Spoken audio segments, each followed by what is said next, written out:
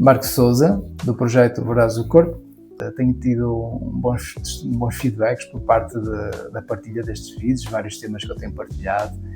Não tenho assim uma linha de seguimento propriamente lógica. Por vezes estes vídeos vão surgindo de acordo com a minha necessidade, com a minha inspiração também e com a informação que simplesmente é valiosa transmitir.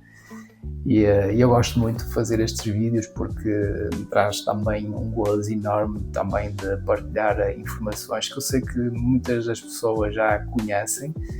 mas outras acho que eu sinto que podem ser úteis também para ajudar muita gente e pessoalmente ajudou a mim próprio bastante. E a partir do momento que ajuda a mim próprio, isso torna-se um espelho depois nas minhas consultas, nas minhas sessões, e essa informação acaba por espelhar também no sucesso e nos resultados que eu tenho tido nestas pequenas aventuras que eu tenho tido com estes seres humanos lindíssimos que vêm aqui à minha sala e que expõem às vezes certas situações que são duras, mas que ao mesmo tempo podem ser também bastante reveladoras e transformadoras na vida de cada um, não é? Porque os sintomas são portas que nos ajudam a ir para o invisível e também ao mesmo tempo ajudam-nos a perceber que há uma vida lindíssima por trás destes desafios e que se nós conseguimos compreender certos padrões e certas estratégias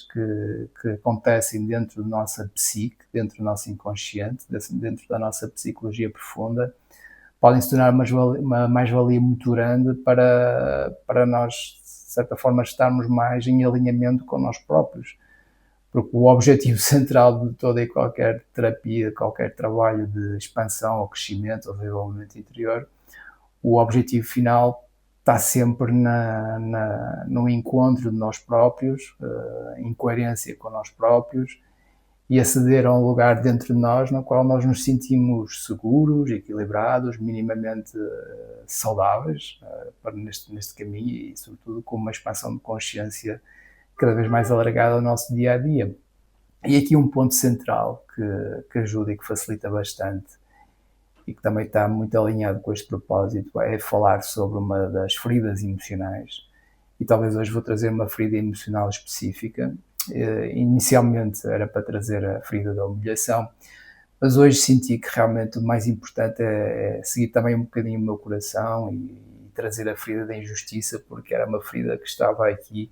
digamos, a gritar para que ela fosse falada e partilhada e explicar realmente o que é a ferida da injustiça e de que forma isso mexe com a nossa fisiologia, com o nosso interior, não só em termos mentais, mas também em termos emocionais e físicos. E a ferida de injustiça é uma das 5 feridas que foram, de certa forma, descobertas, por assim dizer, e que foram sistematizadas. Nós podemos encontrar isto em vários livros, informação na internet. Aliás, no meu canal até existe uma entrevista com a Márcia Maia, onde nós falamos mais a fundo, mais a deep, sobre esta ferida da injustiça. E hoje, em particular, quero trazer esta ferida, porquê? Porque é uma ferida que, além de me tocar pessoalmente, acredito que seja a ferida mais proeminente no meu inconsciente, o padrão mais, digamos, mais evidente que eu sinto dentro de mim. Também é uma ferida que talvez vai identificar muita gente que atravessa certas situações da vida e o facto de explicar um pouco como é que funciona esta ferida poderá ajudar a compreender os padrões, os mecanismos de defesa e a forma como se pode sair desta ferida. Aliás, e creio que a única forma de sair de qualquer ferida é tomar consciência da presença dela dentro de nós. E o facto de nós termos consciência da ferida, termos consciência do padrão e talvez também termos consciência de onde é que ela vem, é um passo gigante para abrirmos espaço dentro de nós para que essa ferida possa ser respirada e para que ela possa ser diluída e para que os padrões que estão relacionados com esta ferida não sejam tão intensos e que não ocorram com a mesma intensidade e com a mesma força que acontece quando nós não estamos conscientes delas. E a partir do momento em que há essa consciência da ferida, tudo torna mais fácil, sobretudo com a ferida da injustiça. Porquê? Porque a ferida da injustiça é uma ferida que é causada por traumas que podem ocorrer na nossa infância, mas que também nós podemos trazer também transgeracionalmente, dos nossos antepassados, de situações onde foram vividas, onde nós vivemos injustiças. Isto é, situações onde o nosso valor não foi provado, onde de certa forma nós fomos obrigados a sacrificar grande parte da nossa vida, grande parte dos nossos sonhos, ou grande parte da nossa expressão em benefício de algo maior, e que isso acaba por causar uma sensação de injustiça que por vezes se reflete na injustiça que nós vivemos também do exterior para com nós próprios. Isto é, para tornar as coisas mais compreensíveis, todo e qualquer padrão, ou seja, toda e qualquer ferida, funciona dentro de um padrão. E o padrão o que é que é? É uma espécie de uma lente que o nosso cérebro dá à vida, que nós vivemos diariamente, onde o padrão acaba por ser, de certa forma, o construto da nossa realidade. Isto é, se nós vivemos sobre a ferida da injustiça, nós vamos acreditar que o mundo é injusto, ou o mundo é injusto com nós próprios, ou o mundo é injusto com toda a gente, e com isso acabamos por adotar uma postura de combate, uma postura guerreira, talvez uma postura enraivecida, em relação a certas situações na qual nós não temos qualquer controle de acontecer.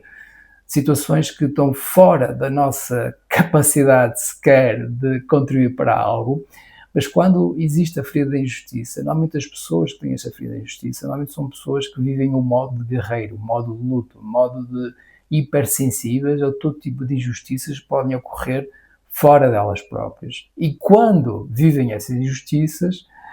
a energia que é disponibilizada para essa luta acaba por desgastar o sistema nervoso e acaba por, de certa forma, endurecer o nosso corpo e o nosso espírito e a fechar ainda mais a nossa capacidade de conectar com a nossa alma e com essa nossa energia, digamos, yin ou feminina, que é a energia da fluidez, a energia da entrega, a energia da conexão pura, talvez um pouco relacionada também com a virtude da inocência, da virtude de deixar ir, de confiar, de largar. E quando existe a ferida da injustiça na nossa vida, fruto das nossas experiências passadas, a ferida da injustiça impede de nos conectarmos com um lugar mais mágico, sensível da realidade, e também nos permite, de certa forma, confiar mais no processo de deixar ir, de soltar, do perdão, do largar. E a estratégia que esta ferida da injustiça usa para estarmos a manter sempre esta luta constante é chamada estratégia da inflexibilidade. Isto é, quando nós estamos super reativos à injustiça, que nós vemos no exterior através das notícias, ou com a nossa família, ou com os nossos amigos, ou com algo que nos ocorreram, por norma, se nós não tivermos consciência de que estas injustiças que constantemente nós atravessamos na nossa vida e que nós vimos à nossa volta, se nós não tivermos a consciência de que elas poderão vir de um lugar de padrão de ferida, de um padrão de lesão emocional, nós acabamos por cair num ciclo repetitivo de desgaste, de luta e de frustração gigante. É por isso que, por norma, a emoção dominante, quando existe esta ferida, a emoção dominante que está no nosso sistema nervoso e no nosso corpo é a raiva e a ira. E quando ela não é expressa, transforma-se em frustração e ressentimento,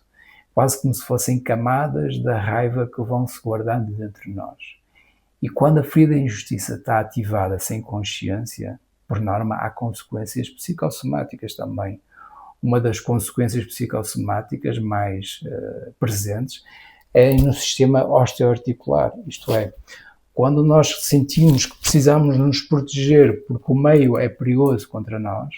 o nosso corpo aprende a criar carapaças e dureza e uma espécie de uma carcaça energética muscular que faz com que o nosso corpo crie sempre um estado de tensão quase permanente, levando a contraturas, a lesões osteoarticulares, as sensações de sufoco também na garganta e uma tensão e um tremor interno que nós não identificamos de onde vem. E se, caso nós não conseguimos dar vazão ou largar ou trabalhar esta energia reprimida da raiva, que nós somos obrigados muitas das vezes a reprimir,